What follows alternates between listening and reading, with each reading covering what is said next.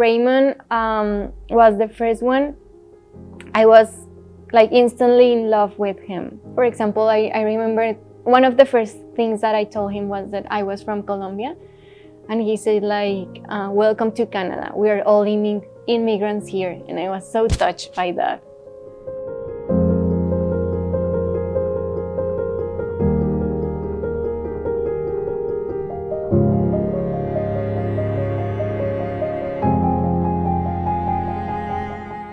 Hi, my name is Silva and I'm a photographer. I love photography and I love telling stories through the images, but I also love hearing people's stories. Like, that's my jam. So right now I'm working on this project called the Lila's Project, in which I'm interviewing senior adults because I just love to hear about their lives. I get very attached to them. I love to hear their stories about their experiences, and I always learn so much from them. Like after every session I feel super inspired. My heart keeps beating harder.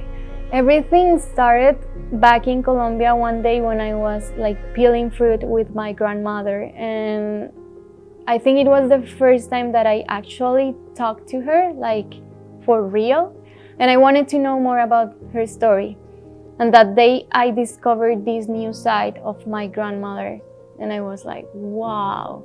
And then I had just started photography school and I had my camera with me. It was the first time that I was in Colombia after I moved to Canada. So I kept taking pictures of her. And then, I don't know, I was just inspired, and I put the story, like I wrote the story about the things that she had told me and the pictures together, and that's how the Lila's Project was born, I would say. So I have interviewed 3 people so far: Raymond, Camille, and Carol. All of them with so many different stories, but all of them have been amazing. And then that was a really, it was a great experience, but it was also a hard one because we had 2 sessions with Raymond. And I'm happy that I was able to record him. And a few weeks after that, he passed. And I knew that that was the last time that I was going to see him, right? Because after that, I was going to travel for a few weeks. And then when I heard that he passed, oh my God, I was destroyed, like so sad, but happy that we got to hear his story and to take his portrait. So yeah, that was a hard one. When you are an immigrant, like being far from your family is one of the hardest things.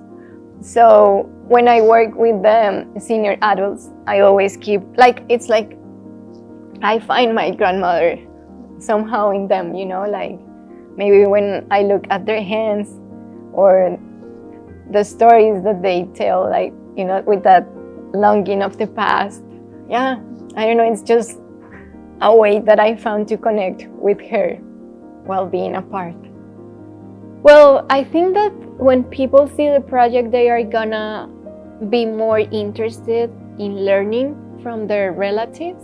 They might want to know more about their lives. They are gonna start asking questions.